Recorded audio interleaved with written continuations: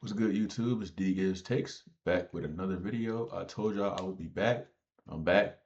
Today we're gonna talk about the the WNBA MVP race, man. And I have a clear option and clear choice of who it should be. I think it should be Olivia Miles, man. Simple as that. Being an Afisa Collier fan, the Lynx went into the season. I talked about this in my last video. We went into the season thinking that we were gonna be horrible, lose every single game. I didn't know how good Olivia Miles was. I didn't know how Natasha Howard, Maya Caldwell, Nia Coffey. But I thought it would just be a typical struggling year. Maybe 25 wins, maybe just middle of the pack team. But Olivia Miles, every game she kept getting better and better. She led the team, just being that true point guard that the Lynx really needed, and she allowed them to stay above water while Collier recovered from her injury. And now Collier is back. Now now everybody's calling it a super team. I'm not gonna get too much into that. I did that in my last video, but yeah. So she definitely should win MVP. A lot of fans are saying, "Hey, she's not leading any category. She's not leading in any categories. Age of this, age of that. Oh my God!" And and I'm really confused. Like I'm confused why people think she shouldn't win the award. The same way I was confused why people thought Collier should win the award.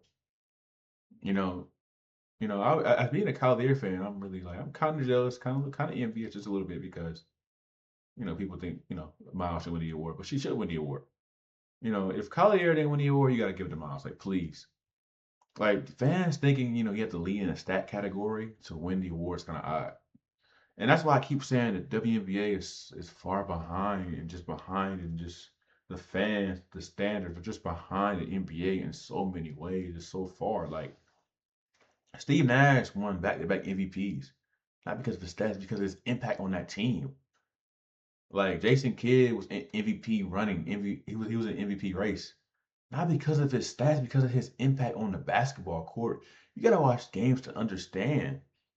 And is that why? Maybe that's why people think Angel Reese is good because the stats, the double doubles, and the WNBA's the fans are just the way they look at the game is just so odd. Miles winning MVP, it should be obvious. Like you got a comment right here. Comment right here says Miles is not even the best player on her team. Probably not because Collier obviously is the best player. But at the same time, Collier was out 27 games. You know what I'm saying? Like you have to give Miles the award. Number one team in the league. This is the so 2024 they were second in the league. Back to back year they were number one in the league, dog. They weren't supposed to be number one this year. Miles led them to that number one seed. She kept them afloat. That's MVP worthy. It's not about the stats. It should be MVP. It should be obvious. Like it should be Like if Collier, I think Collier deserved at least one. I think it should have been both. Both should have been hers. But they looked at her stats, age of stats, or whatever. I don't know. The WNBA, their treatment and all that, the way they look at the game is odd. The media too. The media, how they vote for awards is I don't know because I'm confused. Why is Miles the obvious favorite? It should be obvious. The same way Collier should have been obvious in 2024 and 2025. It should be obvious here as well. So I'm just confused. I just think the media is really obsessed with Angel Wilson. Is she a bad player? No, she's 6'4", physical, has length, decent scoring, bag creativity, decent. But it shouldn't be just, have the highest stats and you're gonna win the award. Like that's not how MVPs are supposed to be won.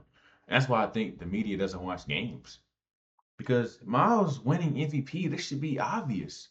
Like in NBA, it's obvious MVP. It's obvious. Like rookie coming in, obvious. Rookie of the year, obvious. MVP, obvious. And this is a Collier fan saying this. Like since Miles came to the team, people don't even know Collier. Like you know what I'm saying? People came to this Lynx team.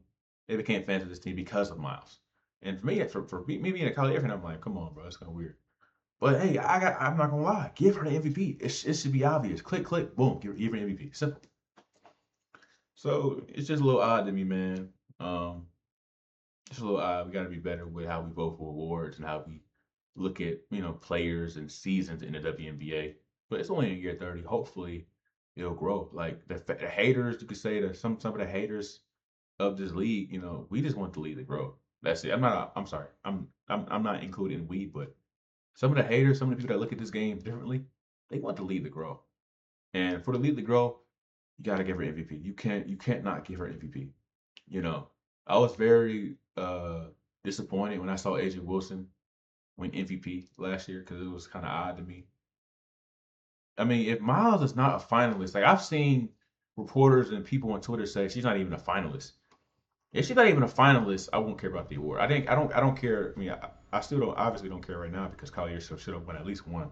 So I don't care. But if Miles is not a finalist at least, then who cares about any of the voting? You know what I'm saying? So that's really all I got for that. Hope y'all having a great day. It's 2:30 where I'm at right now. But yeah, that's all I got. See y'all in the next one.